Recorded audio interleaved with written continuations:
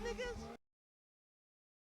You're watching Fugitive Red Eye, and welcome to another anime review. Today I'll be reviewing the original 1997 anime of Berserk. Now obviously Berserk is based off the manga of the same name by Kentaro Miura, and the manga went on for quite some time up until Miura's death back on May 6th of this year. The original manga of Berserk started back in 1989, so this anime came out 8 years after that. Now, I've had this Berserk DVD set of the original series for a couple years now, and I started watching it quite some time ago and finally got back to finishing it.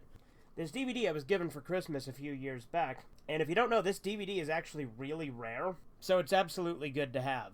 But for those of you unfamiliar with Berserk, it's the story of this guy named Guts, who carries this big-ass sword, and then joins this band of mercenaries called the Band of the Hawk. We get hints that it's actually going to be this dark fantasy involving this demonic stuff early on by, well, first off, the first episode of this series shows this kind of post-apocalyptic seeming world with Guts walking around trying to hunt down Griffith. Now, then it flashes back, and we actually get to see who Griffith is and how Guts knows him, and Griffith is the leader of the Band of the Hawk. And for most of this series, it's a medieval war series, where they're fighting in a fictionalized retelling of the 100 Years' War. Griffith himself leads the Band of the Hawk with a singular dream of basically becoming the ruler of the world, effectively.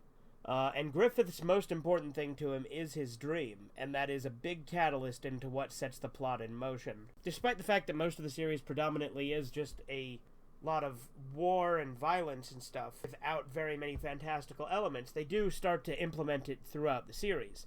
For instance, Griffith has this mysterious necklace called the Crimson Behelit, or the Egg of the King, and they talk about how it has this significance, which obviously doesn't fully get revealed until towards the end of this series. Now, also, in episode 7, they do go up against this demon called Nosferatu Zod, and that was really cool. That's actually when I started to really get hooked on the series, because at the beginning I was immediately hooked in by the Black Swordsman arc, but then the flashbacks into the Golden Age arc started to not seem quite the same. But then once they introduced Nosferatu Zod, I was on board 110%. And then the more I watched it, the more I love this series. This anime only covers the Black Swordsman and Golden Age arc. Now, the Black Swordsman arc is only really covered in the first episode and a post-credits scene in the last episode. The series itself runs for 25 episodes. Now, the last 3 episodes of this series, everything completely changes. It becomes a completely different show. It just becomes super demonic and over the top. I'll get into more detail a little bit later, because I do want to kind of go into spoilers, but I'll give a little bit of fair warning before that. But the last, 3 episodes especially, everything is really different than it was in the prior series. So now I'm going to start getting into spoilers a little bit, so you have been warned. While I was watching this series, I have a couple of friends that watched it, Corbin and then one other friend, who kept talking to me about Griffith as a character. One of my friends absolutely despises Griffith as a character, whereas Corbin says Griffith is his favorite character. I personally would say I actually really do like Griffith as a character. I think he makes a great antagonist. And, again, spoilers ahead.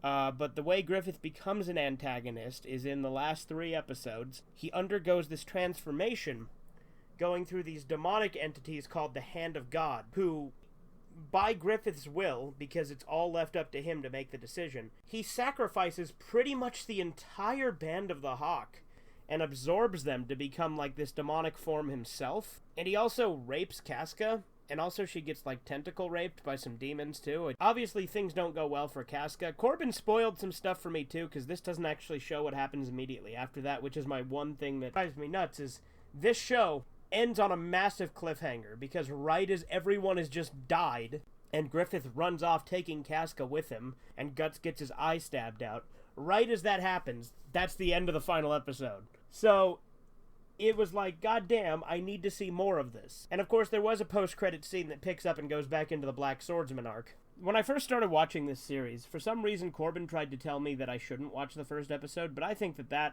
think it's good that I didn't listen to him. Because I think that the Black Swordsman arc is actually a really good introduction to Guts as a character. I actually don't mind non-linear storytelling when it's done well, and I think this is one of the cases where it was done really well. I definitely will be reading through the manga. I'll also probably be watching the 3 movies, and maybe eventually the 2016 series. Another 2016 series is kind of bleh with the animation, but And from what Corbin tells me, the pacing is kind of weird in the 2016 series, too. But I do definitely, at the very least, look forward to the movies. I think that this was a good choice to watch the original anime first. And then I will, of course, be reading the manga. I do have the first volume of the manga, which doesn't go super far into the story, so I need to get some more of it. The first volume just tells part of the Golden Age arc. I definitely really like the Golden Age arc. I think that there's a reason it's called what it is. I like how the show drastically changes in the last 3 episodes, and so I look forward to where it goes from here. But that being said, I think Berserk is great. It's one of my new favorites, and I can finally tell that weird guy who used to work with me that yes, indeed, I have seen Berserk. Not that I ever will have contact with that guy again. In addition to that, the last few episodes feel metal as fuck. I watched the last 4 episodes with Corbin, and he pointed out that the whole thing looked like a Metallica album, and he's not wrong. But ironically, despite how metal it feels, the series is predominantly filled with what would mostly constitute as soft rock, I would say. At first, it seemed like an odd choice to me, but the more I watched the series, the more it grew on me, and the more I actually think the series actually has a really good soundtrack. I really enjoyed it. It took me way too long to actually get into watching it. I don't know why it did. I've had a bad habit lately of starting an anime and not finishing it. I'm trying to rectify that, so now that I've finished Berserk, I'm going to go back and finish Monster. And I think that about does it for today. I hope you've enjoyed this review. This has been Fugitive Red Eye. Have a good one. Toodles.